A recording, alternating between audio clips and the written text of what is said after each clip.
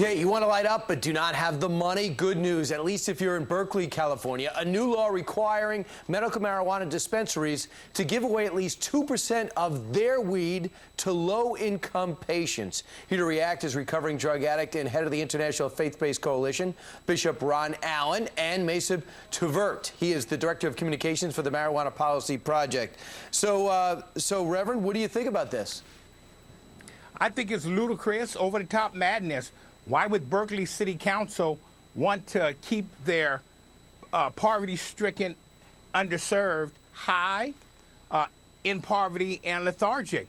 It's absolutely mind-boggling and absolutely ridiculous for Berkeley City Council to make such a suggestion and then to put this in motion. Makes no sense at all. Mason, are you for dumping pot on the impoverished? Well, I think that we need to look at this for what it is, which is medical marijuana is legal in California. 85% of Americans, according to Fox News' last poll, support medical marijuana. And it's up to this community to decide if they'd like to have a program that allows low-income individuals to have access to it. And that's really their decision. So it's a matter of the democratic process, people following the state's laws, and this law appears to accommodate both of those. Right. So first off, let's take a look at the stat as it comes to Berkeley. Their poverty rate is 18%. The U.S. poverty rate is 15%, so it's slightly up. Bishop, does it necessarily, do you look at medical marijuana different than you would OxyContin or any other type of medicine? Or are we just looking at the connotation of recreational drugs and misconstruing it? Well, research tells us that marijuana has the same effects on the pleasure central system in the brain as heroin, cocaine, crack cocaine, and so it's no difference at all. And with Mason talking that it's up to the citizen, Mason, that's why we elect individuals to help make good decisions for our cities. And you have to admit that Berkeley City Council must have been high to make this decision to cause generational poverty.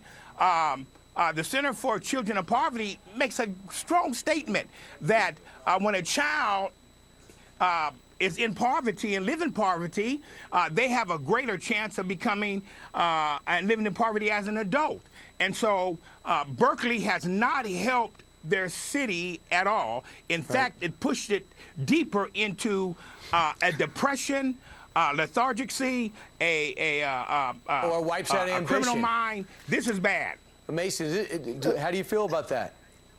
Well, Bishop, with all due respect, your suggestion that marijuana has the same effect as heroin and crack cocaine really just suggests that you don't know what you're talking about, quite frankly. I mean, the fact is, marijuana is proven to be less toxic and less addictive, not only than those drugs, but than alcohol. And, if you don't like marijuana and you don't like people who use marijuana, that's your prerogative. But the fact is that medical associations across the country and more than 80% of Americans think marijuana can help seriously ill people. In practicality, we know people are abusing the medical marijuana prescription. They're using it for recreation purposes, and doctors are just complicit, and this plays into the cycle. And that's what the bishop's seeing because he's been there himself. Well, the fact is that, Bishop, the fact is that narcotic painkillers are one of the #1 causes of accidental death in the United States, and marijuana is not responsible for any overdose deaths. What they're actually finding is that states with medical marijuana laws are seeing fewer opioid deaths than states without them. All right, let him finish. Mason, cigarettes does not cause an overdose, but we have many people dying from cigarettes. That doesn't change anything. Cigarettes are also far more harmful than marijuana.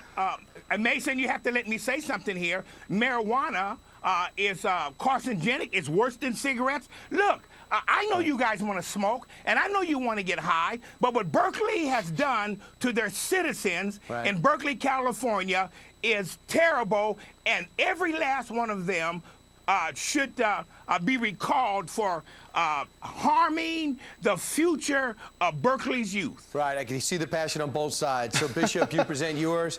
Mason, good, solid argument there. So do you agree that the rich who get marijuana should be giving 2% of what they pay out to help the poor get their medical marijuana. I want you to go on Facebook right now and debate that and bring it online. Thanks, guys.